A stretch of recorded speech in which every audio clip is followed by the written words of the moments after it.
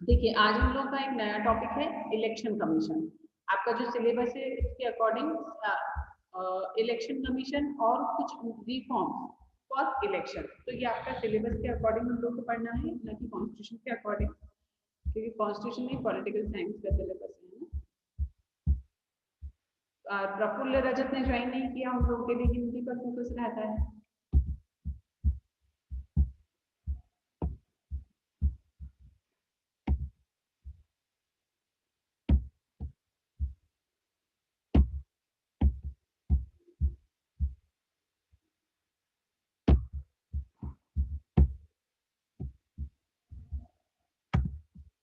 निर्वाचन आयोग जो कि चुनाव करवाते हैं, है ना। कॉन्स्टिट्यूशन में हमारे निर्वाचन आयोग के बारे में ऑलरेडी मेंशन किया गया है। तो भारत में निर्वाचन आयोग है जो कि स्वायत्त संवैधानिक संस्था है, मतलब कि यहाँ एक कॉन्स्टिट्यूशनल बॉडी है ये, जो कि हमारे सेंट्रल और स्टेट गवर्नमेंट का जो भी इलेक्शन से रिलेटेड प्रोसेस होता है उसे चलाती है। देखिए, डेमोक्रेसी है तो डेफिनेटली हमारे यहाँ सबसे बड़ा पार्ट ये हो जाता है कि हमारे यहाँ पे इलेक्शन फेयर हो, है ना।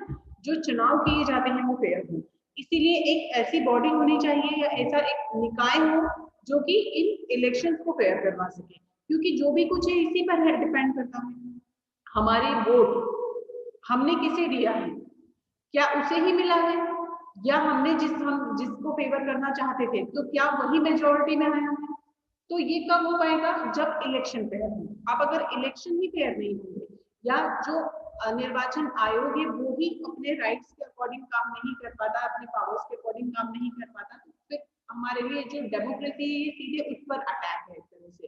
इसीलिए हमारे यहाँ कॉन्स्टिट्यूशन में ही इस तरह का एक अरेंजमेंट कर दिया गया है कि हमारे यहाँ पर लोकसभा, राज्यसभा, विधानसभा, राष्ट्रपति, उपराष्ट्रपति, सभी के लिए चुनाव होते हैं, इलेक्शन होता है। उन सभी के इलेक्शन का जो काम है वो एक संस्था को दिया गया है, जिसे कि निर्वाचन आयोग, इलेक्शन कमीशन कहा जाता है। भारतीय संविधान के जो पर्टिकुलर आर्टिकल्स हैं उनमें इस तरह की चीजें मेंशन की गई हैं, प्रॉपर उनके rights, powers, functions, time period और एलिजिबिलिटी, इन सब को उसमें मेंशन किया गया है। अब निर्वाचन आयोग का क्या काम है, निर्वाचन आयोग की मूलतः केवल एक तो चुनाव आयुक्त होता है मेन। पहले ये हुआ करता था कि सिर्फ एक कमिश्नर हुआ करते थे, पर बाद में इसे 1989 में इसे में 3 मेंबर कर दिए गए, जिसमें कि एक तो आपका मेन कमिश्नर और 2 आयुक्त। देखिए, और इसका जो सचिवालय है ये नई दिल्ली में है। हम इंग्लिश वाले स्लाइड पर ही चलते हैं। The election commission of India is an autonomous constitutional authority.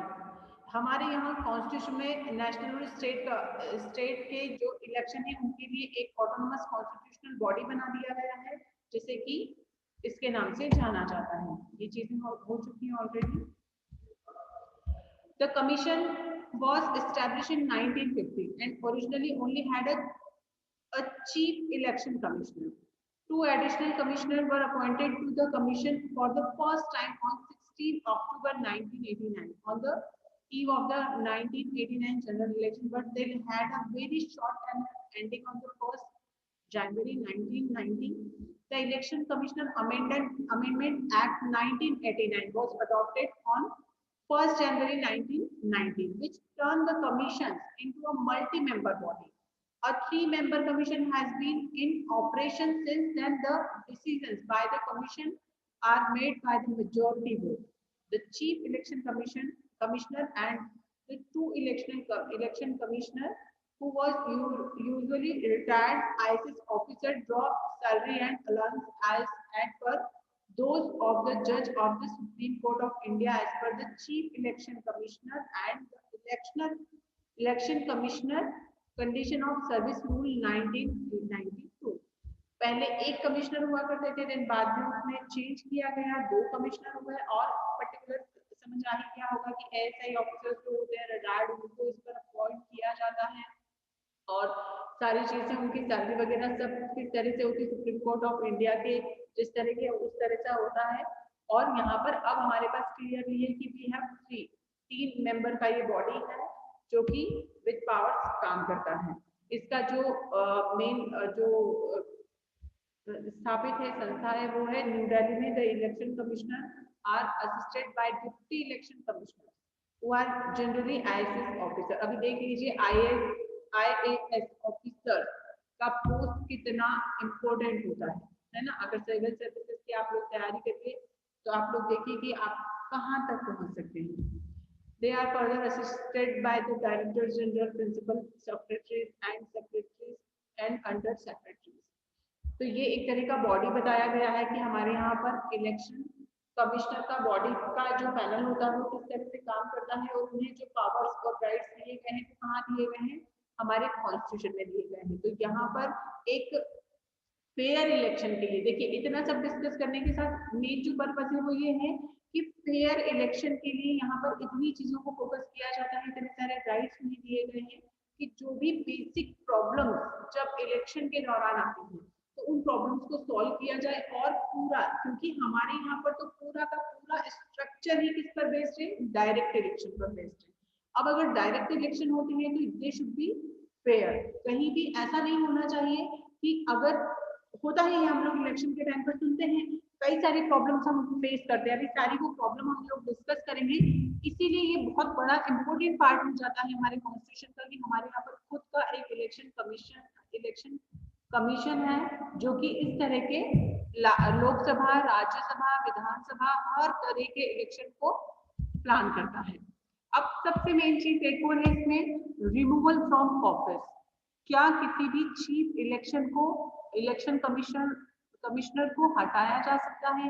तो क्या प्रोसेस होगा, क्योंकि अपने आप में इलेक्शन कमिश्नर का जो पोस्ट है वो बहुत ही बड़ा है ना।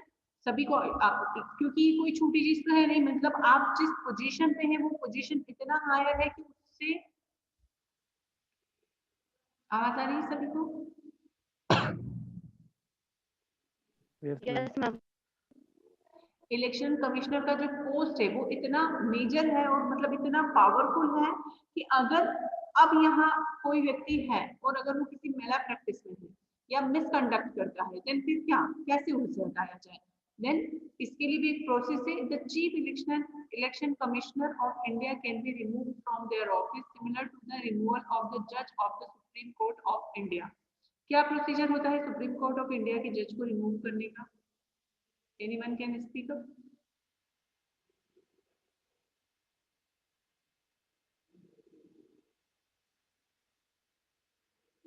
दीक्षा?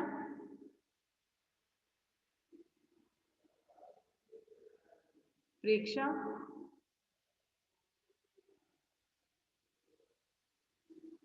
हेलो?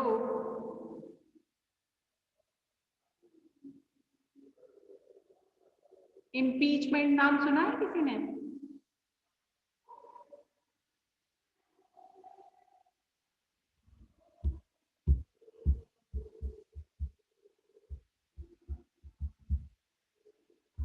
इम्पीचमेंट शब्द सुना है किसी ने? प्रेक्षा, किरण, दीक्षा? Yes ma'am. आया यार? Yes ma'am. Ma'am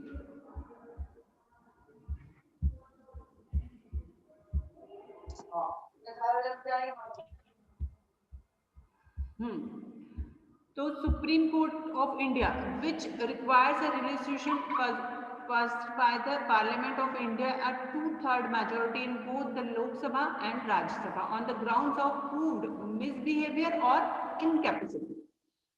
Other election commissioner can be removed by the President of India on the recommendation of the Chief Election Commissioner.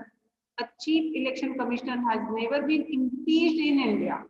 Okay, सुन लेना, impeachment कभी भी इस तरह से नहीं हुआ, but in 2009, just before the 2009 Lok Sabha election, Chief Election Commissioner and Gopal Swamy sent a recommendation to President Pratibha Patil to remove Election Commissioner Naveen Chavda, who was soon to take office as the Chief Election Commissioner and to subsequently supervise the Lok Sabha election. A potential conflict of interest considered his partisan political party behavior. तो इस तरह का जो process है इनको हटाने का सिर्फ और सिर्फ इम्पीचमेंट है, जिससे कि हमारे यहाँ पर दो लोगों के लिए एप्लीकेबल होता है, सुप्रीम कोर्ट के जो चीफ जस्टिस होते हैं और हमारे यहाँ के राष्ट्रपति।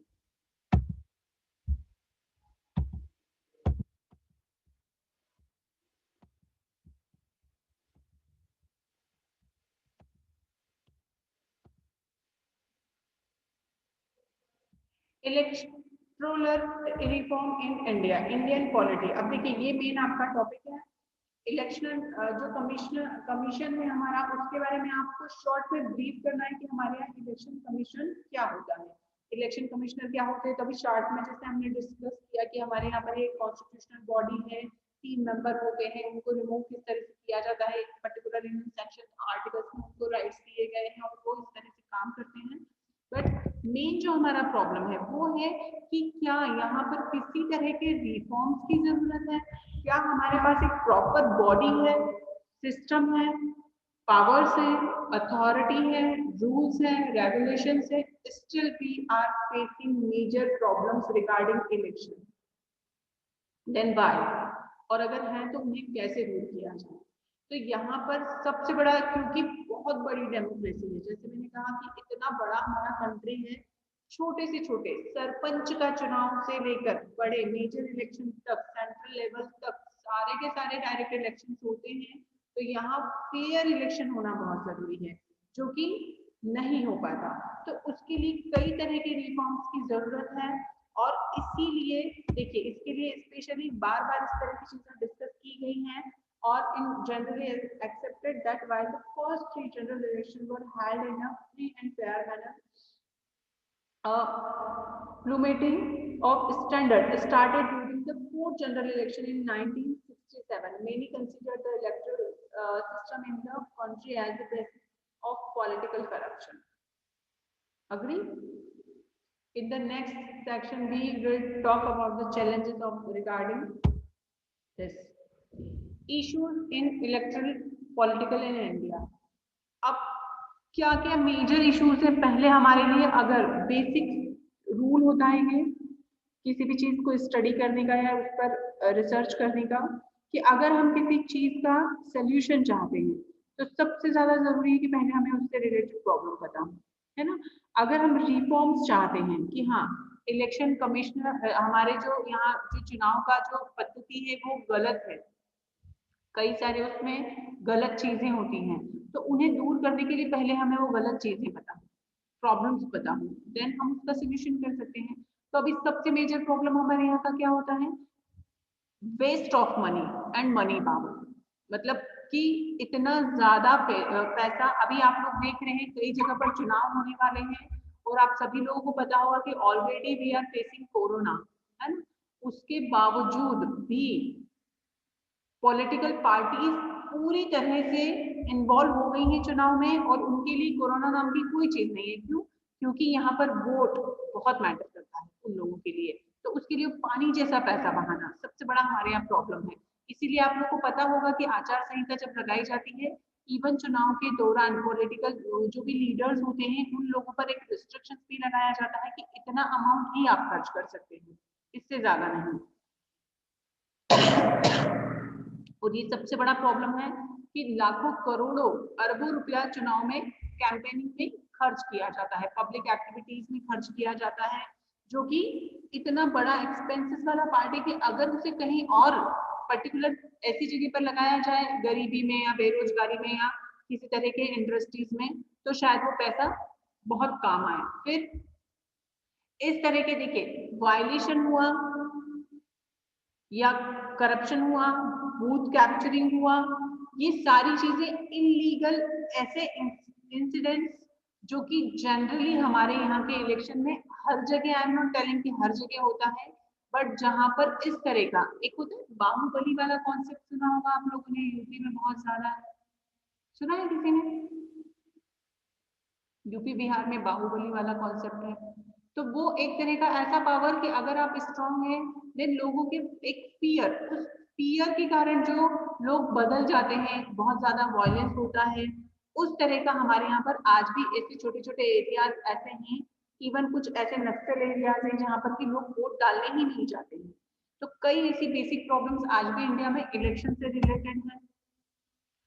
Criminalisation of politics and politicisation of criminals. ये सबसे अच्छा वर्ड है पर्टिकुलर इस पूरे पार्ट का, कि क्या हमारे यहाँ पर लीडर जो होता है, उस लीडर का, कभी भी आप लोगों ने देखा होगा, इस पर मैं थोड़ा सा डिस्कस भी करना चाहूंगी, आप लोगों ने देखा है क्या एजुकेशन, आपका क्रिमिनल बैकग्राउंड और आपका नॉलेज, आपका कंसाइन, आपकी बुद्धि, क्या ये आपके लिए चुनाव में खड़े होने के लिए, क्या ये चीजें मैटर करती है? किसी ने सुना है ऐसा? श्वेता, प्रेक्षा,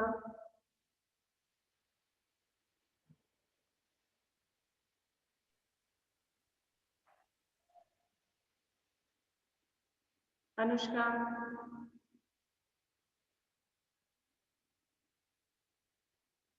नो मैम। नो, है ना? क्यों? क्योंकि हमारे यहाँ पर क्लियरली ऐसा है, कोई भी इलेक्शन में खड़ा हो सकता है। कुछ नॉमिनल से रिस्ट्रिक्शंस हैं, अदरवाइज आप अंगूठा टेक हैं, आपको लिखना नहीं आता है, आप पढ़ना नहीं जानते हो, आपको इलेक्शन में खड़ा होना है, आप खड़े हो सकते हो। मतलब कि यहाँ रिस्ट्रिक्शंस नाम की कोई चीज नहीं है। और इसीलिए क्या होता है कि पॉलिटिकल पार्टीज सिर्फ एक फेम, अगर पर्टिकुलर किसी पर्सन का फेम है, वह पर्सन किसी भी पार्टी पर फेमस है, चाहे वो क्रिमिनल हो, तो यहाँ पर उसके लिए भी खुली एंट्री है। क्रिमिनल्स के लिए पॉलिटिक्स में खुली एंट्री है, और पॉलिटिशियंस ऑटोमेटिकली कब घोटाले और करप्शन करके क्रिमिनल बन जाते हैं उन्हें ही नहीं पता चलता है। तो ये हमारे यहाँ का एक मेजर इशू है। फिर मिसयूज ऑफ गवर्नमेंट मशीनरी, कई ऐसी चीजें हैं, एक बार अगर आप, बोला जाता है ना पॉलिटिशियन बन जाओ देन ऑटोमेटिकली आपका करियर सेट। क्यों बोला जाता है? Because of this. अगर एक बार आप पर्टिकुलर किसी पार्ट पर एक अच्छे पॉलिटिशियन बन गए हैं, मीन्स अभी यहाँ आपको अर्निंग का, चाहे आपको रिम्यूनरेशन गवर्नमेंट देता है, उसके अलावा आपको करोड़ों रुपया कमाने के लिए एक प्रॉपर वे मिल जाएगा। क्यों? क्योंकि यहाँ हमारे पास इतने सारे लूप होल्स हैं हमारे यहाँ की गवर्नमेंट मशीनरी में, कि आप लोग कितना पैसा पब्लिक के लिए जाना है, सोर्स तो वही है ना? कौन? हमारे रिप्रेजेंटेटिव। अब हमारे रिप्रेजेंटेटिव के थ्रू ही वो सोर्स, उसी सोर्स से पैसा जाना है, उसी सोर्स से डेवलपमेंट होगा, उसी सोर्स से काम होंगे, विकास होगा। बट उसके लिए कितना पैसा आया है, कितना यूज हुआ है, उन सब के लिए इस तरह की लूप होल से ऑटोमेटिकली वो लोग रास्ता, और उस रास्ते से इजीली सब लोग अपने जो गवर्नमेंट वाले पार्ट है उसे लीगली कन्वर्ट कर देते हैं इजीली। तो यहाँ पर एक बहुत बड़ा लूप होल है। नॉन सीरियस इंडिपेंडेंट कैंडिडेट्स, ये क्या होता है भाई? कोई बता सकता है मुझे? आप लोग को याद हो तो हमने लास्ट वाले पॉलिटिकल साइंस का जो सिलेबस था उसमें दबाव समूह, प्रेशर ग्रुप आपको पढ़ाया था, किसी को याद है? Yes ma'am. प्रेशर ग्रुप मतलब देखिए, एक बार क्या क्या होता है, जैसे कि हमारे यहाँ पर पार्टी सिस्टम, सभी लोग समझते हैं कि पार्टी सिस्टम क्या होता है। उस पार्टी के कैंडिडेट को वोट किसी भी तरह के रिप्रेजेंटेटिव के तौर पे खड़ा किया जाता है। अब मान लीजिए कि कोई कुछ ऐसे लोग हैं जो ऐसे ही खड़े हो गए, भाई ना तो कोई पार्टी है ना कुछ है, होते ना, क्या बोला जाता है उसे, मतलब जो किसी भी पार्टी को बिलोंग नहीं करते, निर्विवाद या ऐसे कुछ बोला जाता है। वो लोग जब खड़े होते हैं तो वो अपना खुद serious candidate float non serious candidate in election to cut a good portion of the votes that would otherwise have gone to rival candidates। सिर्फ वोट काटने वाले जो लोग होते हैं ना, समझते हो इस चीज को? किरण को तो समझ में आता होगा ये सब। क्यों किरण?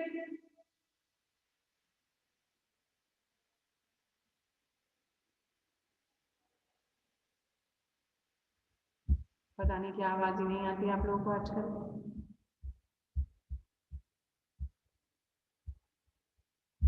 तो यहाँ पर जो वोट, इस तरह के वोट वेस्ट हुए जाते हैं कि अननेसेसरी आप किसी को खड़ा कर दो, उसे कुछ नहीं मिलेगा, तो 1500 वोट भी अगर मिलते हैं तो वो 1500 वोट उसे मिले नहीं है, वो 1500 वोट वेस्ट हो गए हैं।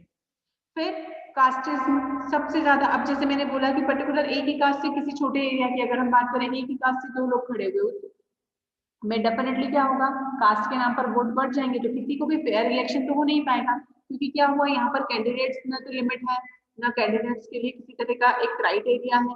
तो इस कारण से प्रेशर के कारण कई बार पॉलिटिकल पार्टीज इस तरह के ऑफर देती हैं कि अगर कोई मान लीजिए कास्ट वोट वाला, यहाँ पर कास्ट से रिलेटेड वोट्स ज्यादा हैं, और अगर किसी को लगता है कि इस व्यक्ति को इस पार्ट पर हराना है, तो उसी के अगेंस्ट में उसी कास्ट का एक और बंदा आप खड़ा कर, तो क्या होगा, उसको मिलने वाले वोट में से कुछ वोट तो उधर चले जाएंगे। तो इस तरह का जो कास्टिज्म के कारण जो वोट वेस्ट होते हैं, वो एक बहुत बड़ा पार्ट है। कम्युनलिज्म, ये एक बहुत बड़ा पार्ट है हमारे इंडियन पॉलिटिकल सिस्टम का, कि यहाँ पर इस नाम पे, सेक्युलरिज्म के नाम पे, पार्टिलिज्म के नाम पे, और कई सारी ऐसी चीजें हैं जिनके लिए कई सारे इस तरह के वोट वेस्ट होते हैं। फिर lake of moral values in politics, सबसे बड़ी चीज कि आज के टाइम में हमारे यहाँ की पॉलिटिकल पार्टी के पास किसी भी तरह का मोरल वैल्यूज नहीं है। वो लोग साम दाम दंड भेद वाली पॉलिटिक्स अपनाते हैं, जिसमें कि उनके लिए एक एक वोट मैटर करता है, चाहे उसके लिए उन्हें किसी भी हद तक करप्ट क्यों ना होना पड़े। और ये करप्शन एक तरह से हमारे यहाँ की मोरल वैल्यूज को खत्म करता है। अगर कोई व्यक्ति रिश्वत देता है या वोट खरीदता है, तो खरीदने वाला और जो व्यक्ति खुद इस चीज के लिए अग्री होता है, वो अपनी मोरल वैल्यूज खत्म करता है। बट समवेयर हम लोग ग्रीडी हो जाते हैं, और लोग, गरीब लोग, बैकवर्ड एरिया के लोग, जो लोग अनपढ़ हैं, जो लोग पढ़े लिखे नहीं है, उनको उनके वोट का वैल्यू नहीं है।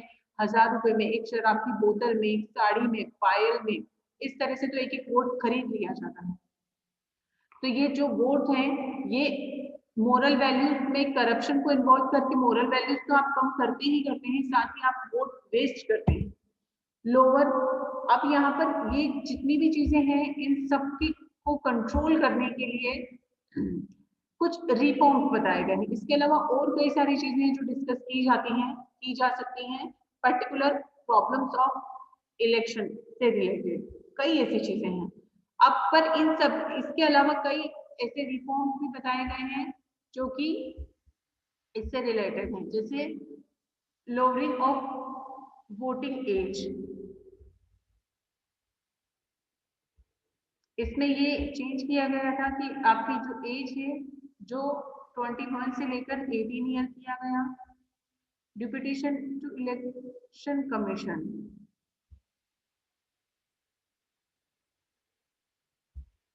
और increase in the number of proposal and security deposit. जो सिक्योरिटी डिपॉजिट की जाती है उसे इंक्रीज किया गया। देखिए, the number of electoral required to sign the proposal in the nomination paper for election for the Rajya Sabha and state legislative council has been raised to 10% of the electors of the constituency, or 10 such electors, whichever is less, chiefly to prevent various candidates. The security deposit has also been high to prevent non serious candidates. इसके पीछे जो reason है वो ये है कि अगर कोई व्यक्ति, आप चुनाव का सभी को प्रोसेस पता होगा ना कि किस तरह से वोटिंग चाहिए, इलेक्शन के लिए खड़ा हुआ जाता है, तो यहाँ पर आपको एक सिक्योरिटी अमाउंट होता है, जो सिक्योरिटी अमाउंट आपको फिल करना होता है, और उसे हाई किया गया, बढ़ाया गया। क्यों? क्योंकि कई बार ऐसे होते हैं कि लोग अननेसेसरी खड़े हो जाते हैं, जो कि नॉन सीरियस कैंडिडेट्स होती हैं, उन्हें उनके खड़े होने को रोकने के लिए इस तरह का एक्शन लिया गया। इलेक्ट्रॉनिक वोटिंग मशीन, ईवीएम, सभी ने इसका नाम सुना होगा। फेयर इलेक्शन के लिए 1998 में ईवीएम मशीन को लाया गया, और इससे पहले जो पेपर वोटिंग होता था, उस पेपर वोटिंग को खत्म करने के लिए इलेक्ट्रॉनिक वोटिंग मशीन से वोट, आपका इलेक्शन प्रॉपर कंडक्ट करवाया जाता है। फिर disqualification on conviction for violating the national honour act 1971। यह, अगर कोई 6 साल तक कोई पर्सन इस तरह का एक्ट करता है, तो उसे यहाँ पार्लियामेंट एंड स्टेट लेजिस्लेचर के लिए डिस्क्वालिफाइड माना जाएगा।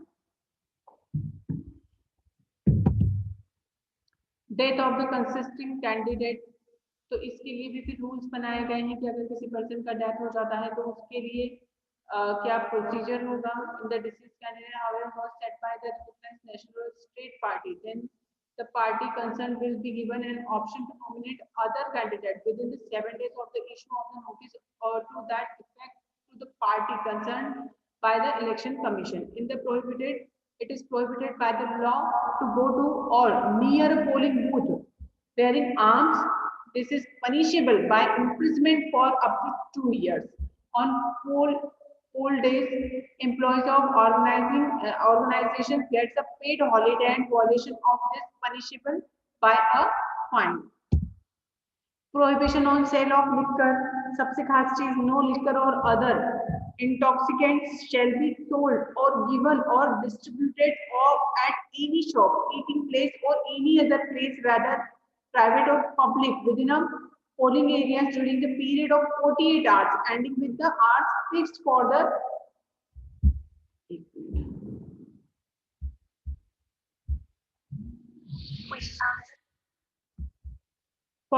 conclusion of poll. Time limit for by-elections to the House of Parliament or a state legislature will now be held within the 6 months of the occurrence of the vacancy of the house in the that house. ठीक है, इसमें कुछ और चीजें हैं जो detail में कल हम लोग डिस्कस करेंगे नेक्स्ट लेक्चर में। इलेक्शन कमीशन वाला जो पार्ट है आपके रिफॉर्म्स, इसमें और भी कुछ पोर्शन है जो कि ऐड किया जाना है, जैसे कि हम लोग कल डिस्कस करेंगे। ठीक है, thank you and be active please.